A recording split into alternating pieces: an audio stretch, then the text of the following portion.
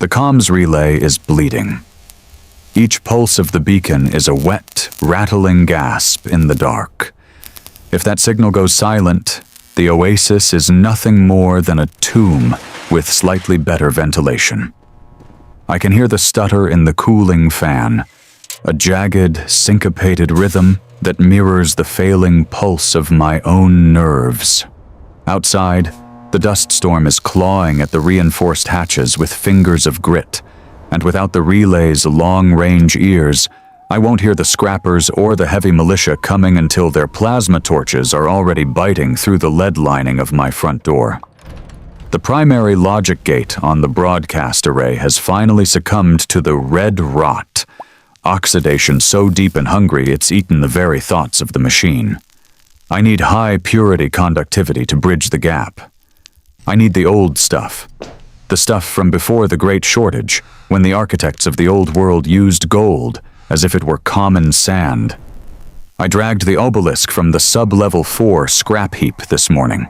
It's a 1998 vintage workstation, a fossilized beast of brittle yellowed plastic and heavy-gauge steel.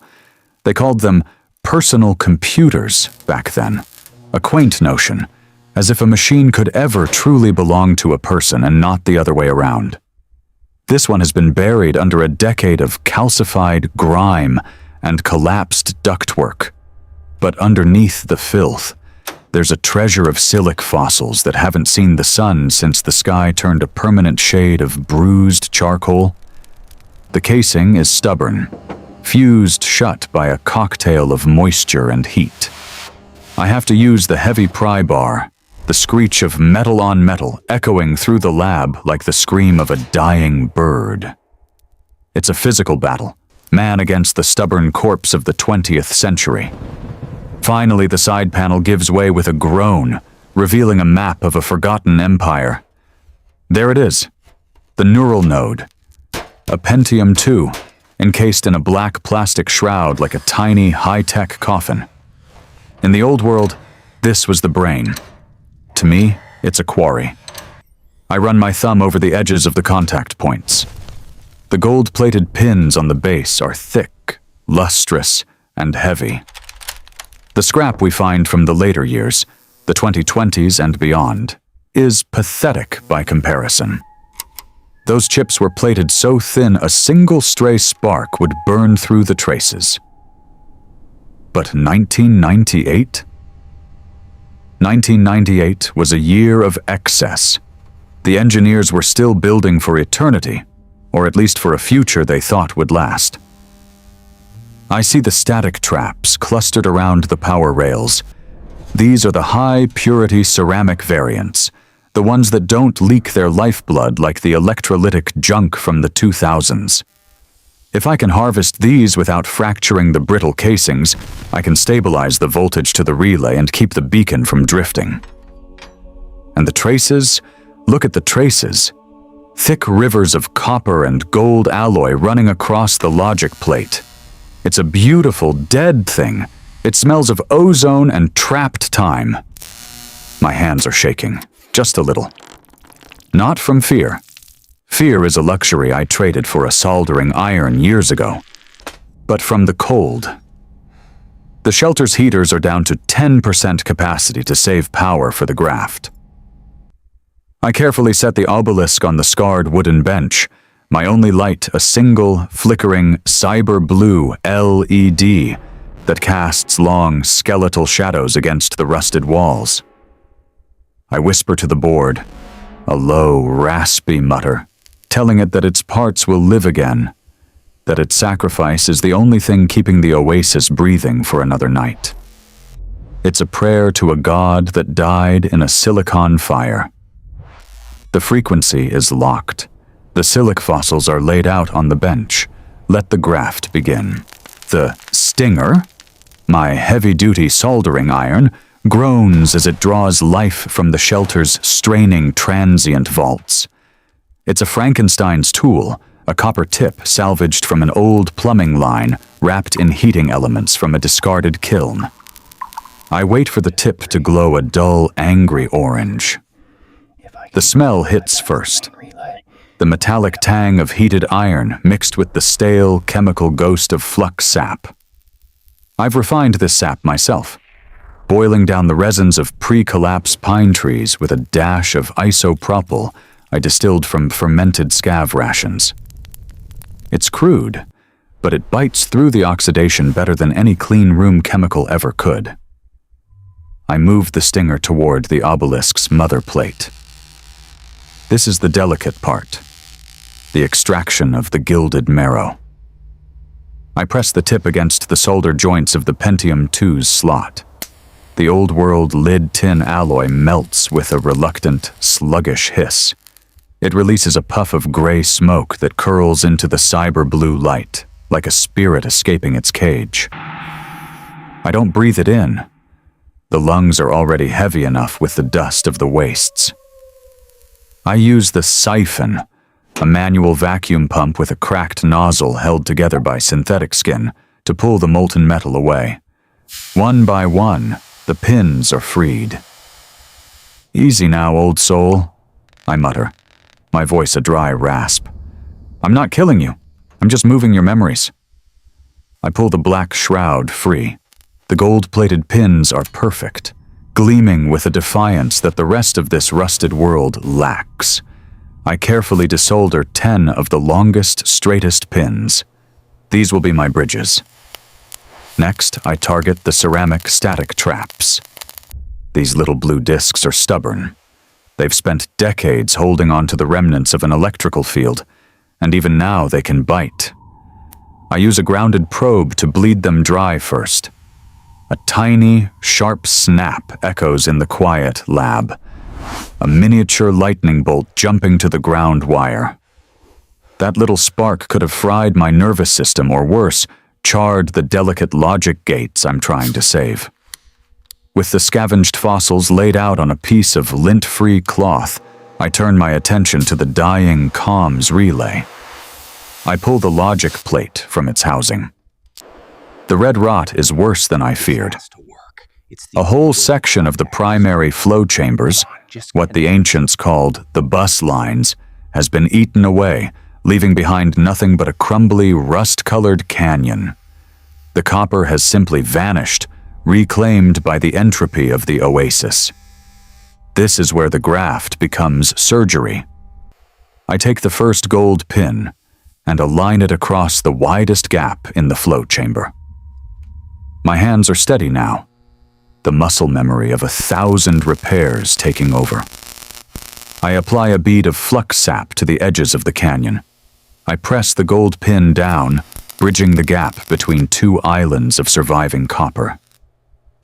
The stinger touches the joint, and for a second the world is nothing but the heat and the silver liquid flow. The gold accepts the solder greedily. It's a perfect union. Gold doesn't care about the red rot. It's the metal of kings and ghosts. It stands outside of time. I repeat the process 9 more times. My eyes ache from the strain of focusing on the microscopic traces, the cyber blue light carving deep lines of shadow into the board. I can feel the heat of the iron radiating against my cheek. A small sun in the freezing dark of the shelter. Each bridge I lay is a defiance of the Wasteland. The architects who built that workstation in 1998 never imagined its marrow would be used to keep a radio beacon alive in a world without a sky. But here we are. Now, for the static traps. The relay's original power stabilizers are bloated and leaking a foul, acidic crust.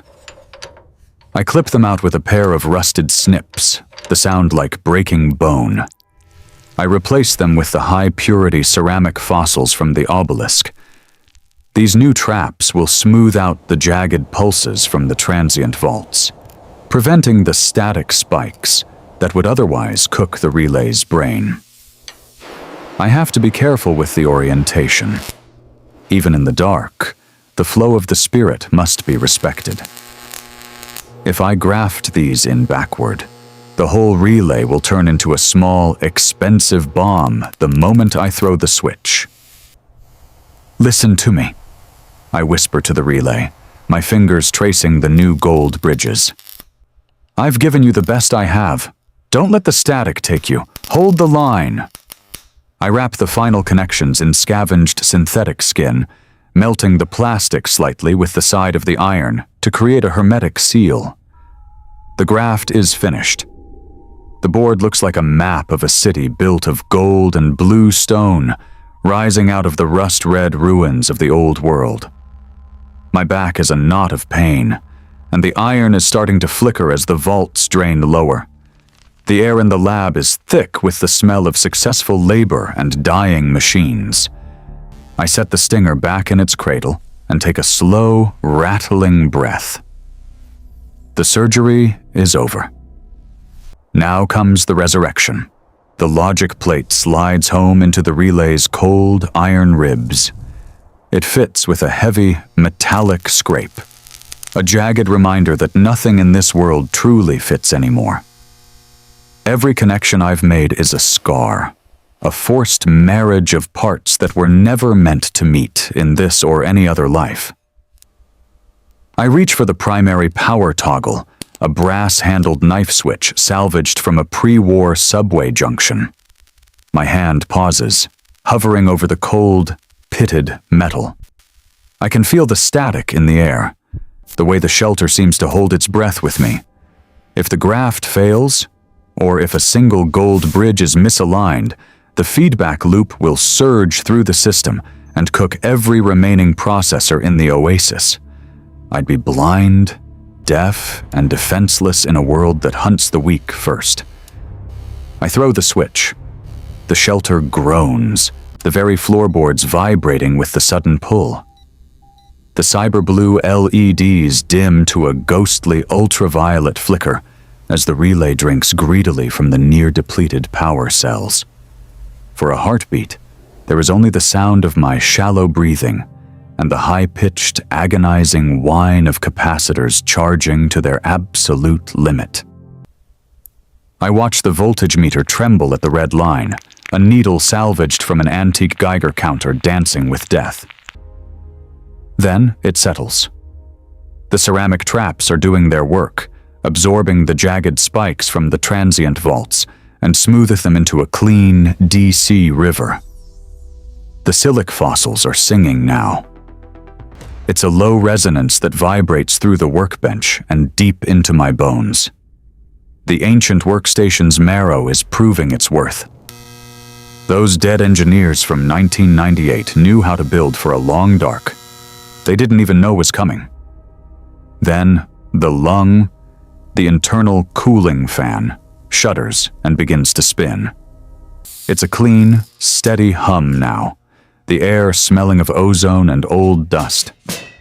I turn to the monitor, a cracked monochrome CRT salvaged from a medical diagnostic suite. The static is thick, a blizzard of white noise that threatens to swallow the room. I adjust the gain on the scavenger-built potentiometer, my fingers careful and slow. The snow clears. A jagged green line begins to pulse across the screen, a rhythmic, neon heartbeat in the digital void. The 1998 gold bridges are holding. The Silic-Fossils are channeling the flow perfectly, filtering out the magnetic interference of the storm and the ghost noise of the wastes. The beacon is broad, steady, and loud. The frequency is locked. I've bought the oasis another day of life, but as the signal stabilizes, my blood runs cold. Something else flickers on the edge of the CRT's phosphor display, a subharmonic resonance that shouldn't be there. It's not a malfunction, and it's not the storm. It's a handshake protocol, encrypted, ancient, and originating from the ridge less than 3 clicks out. Someone isn't just listening to the beacon, they're using the gold-plated purity of the signal as a homing wire to find my exact coordinates. The dust storm is clearing, and the wind is dying down outside the hatches. I can hear the heavy, expectant silence returning to the wasteland, but it's no longer empty. I've saved the relay, But in doing so, I've lit a flare in the dark for something that's been hunting this frequency for a long, long time. I check the charge on my scattergun. 3 shells. 1 charge left in the battery. The hunt is changing. The storm is breaking, but the silence outside is heavier than the wind. My signal is clear, yet the shadows in the scrap heaps are moving closer. If you scavengers on the net want to survive the coming dark, you'll need the deeper lore found in the archives. Keep your frequencies hidden. The hunt has begun.